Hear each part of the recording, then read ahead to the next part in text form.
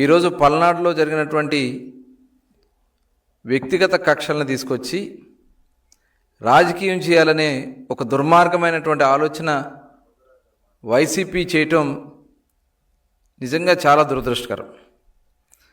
మేము ఎప్పుడు కూడా ఈ రాష్ట్రంలో తెలుగుదేశం ఆవిర్భావం నుంచి చూసుకున్నట్టయితే శాంతి భద్రతల విషయంలో పోలీసులు వ్యవహరించాల్సిన విషయంలో చాలా కఠినంగా ప్రభుత్వం ఎప్పుడు కూడా గౌరవ ముఖ్యమంత్రి చంద్రబాబు నాయుడు గారు కానీ ఎన్టీ రామారావు గారు కానీ ఎవరైతే కుట్రదారులు ఉన్నారో అణిచివేసినటువంటి సందర్భాలు ఉన్నాయి. కానీ పల్నాడులో జరిగినటువంటి ఒక వ్యక్తిగతమైనటువంటి ఎవరైతే సల్మాన్ అనే అతను ఉన్నాడో వైసీపీ నాయకుడు, ఈ సాల్మాన్ అనే వ్యక్తి ఒక రౌడీ షీటర్. దాదాపు సంవత్సరం నుంచి గ్రామానికి దూరంగా ఉండి మొన్న 10వ తారీఖున గ్రామంలోకి రావడం, వచ్చిన వెంటనే అక్కడ ఎవరైతే పేతురు, అతను కూడా మాల సామాజిక వర్గానికి చెందినటువంటి పేతుర్ని గొడవ పడతాం, మొట్టమొదటి సాల్మానే పేతురు మీద దాడి చేయటం, పేతురు తిరిగి అతని మీద తల మీద గాయం చేయటం, హాస్పిటల్లో అడ్మిట్ అయి ఆ గొడవలో అతను చనిపోవడం జరిగింది. చనిపోయినటువంటి వ్యక్తిని అంత్యక్రియల్లో పాల్గొంటామని చెప్పి, అంటే అక్కడ కక్షలో కార్పణ్యాలని రెచ్చగొట్టే కార్యక్రమానికి వైసీపీ నాయకులు పూనుకోవటం గతంలో చూసాం. ఇదే పల్నాడులో వైఎస్ఆర్ పార్టీ అధికారంలో ఉన్నప్పుడు జగన్మోహన్ రెడ్డి గారు 2019 నుంచి గ్రామాల్ని దాడులు చేయించారు, ఆడబిడ్డల మీద మానభంగాలు చేయించారు, గ్రామాల నుంచి రాకుండా గోడలు కట్టినటువంటి సందర్భాలు కూడా మనం చూసాం. ఇవాళ అటువంటి ఆ గ్రామాల్లో చాలా ప్రశాంతత వాతావరణం ఉంటే మళ్ళీ కక్షలో రెచ్చగొట్టే కార్యక్రమానికి వైసీపీ నాయకులు దిగటం, ఇది నిజంగా చాలా దురదృష్టకరం. ఇలాంటి సంస్కృతి గతంలో కూడా చూసాం. ఇదే జగన్మోహన్ రెడ్డి గారి ప్రభుత్వంలో మరి అక్కడ జల్లయ్య మీద హత్య చేయటం, తోట చంద్రయ్య పేక్ కోసేయటం, ఇవన్నీ బీసీల మీద మీరు చేసినటువంటి దాడులు ఈ రాష్ట్రం మర్చిపోయింది అనుకుంటున్నారా జగన్మోహన్ రెడ్డి గారు? ఇవాళ ప్రతిదీ రాజకీయం చేయాలనే ఒక దుర్మార్గమైనటువంటి ఆలోచనతో ఇవాళ జగన్మోహన్ రెడ్డి గారు వైసీపీ నాయకులు బయలుదేరుతున్నటువంటి పరిస్థితి చూస్తూ ఉంటే చాలా చాలా దుర్మార్గమైనటువంటి కార్యక్రమాల్ని మనం అందరూ కూడా ప్రతి ఒక్కరూ కూడా ప్రశ్నించాల్సినటువంటి అవసరం ఉంది. పల్నాడు చరిత్రలో జగన్మోహన్ రెడ్డి గారు పిన్నెల్లి గ్రామంలో 100 మందిని కాళ్ళు చేతులు విరగొట్టి వాళ్ళు చేసినటువంటి ఆ దుర్మార్గాలన్నీ ఇంకా ప్రజలు మర్చిపోతారు అనుకుంటున్నారా అని చెప్పి నేను ఈ సందర్భంగా అడుగుతా ఉన్నా. మరి అక్కడ తుర్గా కిషోర్ ఎవరైతే మాచర్లో అక్కడికి వెళ్ళినటువంటి తెలుగుదేశం పార్టీ నాయకుల మీద పెద్ద పెద్ద దొంగలతో దాడి చేసి హత్య చేయాలనే ప్రయత్నం చేసినటువంటి విషయం, తెలుగుదేశం పార్టీ నాయకుల్ని కారుల్లో ఉండగానే అద్దాల పగలబొట్టి ధ్వంసం చేసే కార్యక్రమాలు చేయటం. మరి ఇదే గతంలో ఎమ్మెల్సీ అనంతబాబు రామకృష్ణ అని చెప్పి ఒక డ్రైవర్ని అతి కిరాతకంగా హత్య చేసి డోర్ డెలివరీ చేస్తే కనీసం అతని మీద పార్టీ నుంచి సస్పెండ్ చేసినటువంటి పరిస్థితి లేదు. అలాగే మాస్క్ అడిగినటువంటి పాపానికి డాక్టర్ సుధాకర్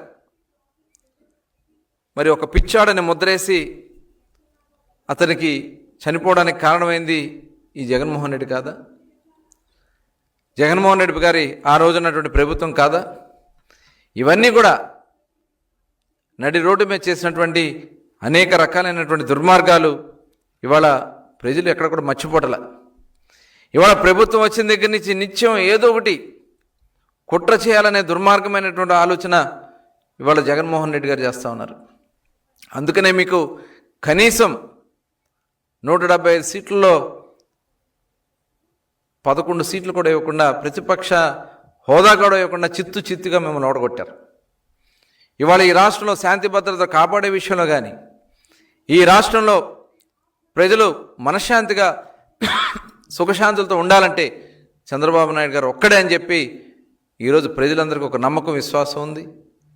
ఇవాళ ఎవ్వరు ఎంతటి వాళ్ళైనా సరే తప్పులు చేస్తే వదిలిపెట్టే సమస్య లేదు. ఇవాళ మీరు చూస్తూ ఉన్నాం, ప్రభుత్వం వచ్చిన దగ్గర నుంచి ఏదో ఒక కుట్ర చేయటం. ఇవాళ అంబేద్కర్ గారి విగ్రహం వాళ్లే తగలబెడతారు. ఆ విగ్రహం తగలబెట్టి అంటే అక్కడ మతాల మధ్యన, కులాల మధ్యన చిచ్చు పెట్టే కార్యక్రమాలు చేయటం. అదే రకంగా తిరుపతి గోశాలలో ఆవులు చనిపోతున్నాయి అని చెప్పి అక్కడ ఒక దుర్మార్గమైనటువంటి ప్రచారం చేసే కార్యక్రమాలు చేయటం.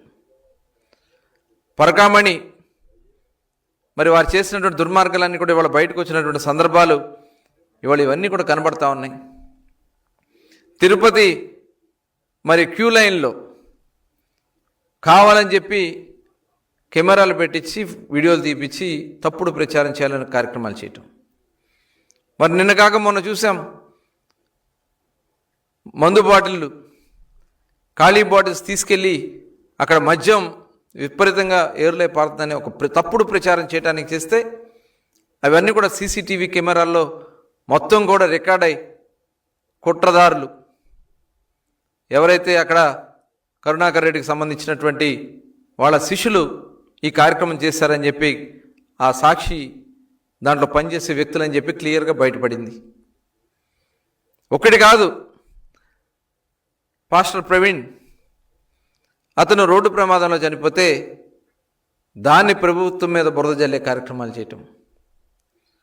ఇదంతా కూడా ఒక ఉద్దేశపూర్వకంగా ఈ రాష్ట్రంలో కులాల మధ్యన, మతాల మధ్యన, ప్రాంతాల్లో విధ్వంసాలు సృష్టించాలి,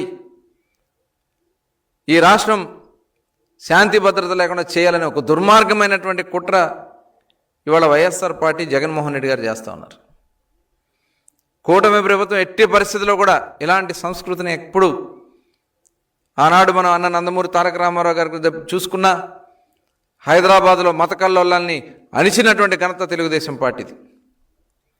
ఈ రాష్ట్రంలో మరి అనేక సందర్భాల్లో జరిగినటువంటి దుర్మార్గమైనటువంటి కార్యక్రమాలు, పిల్లల మీద దాడులు చేసిన ఇమీడియట్గా వాళ్ళ మీద యాక్షన్ తీసుకోవడం.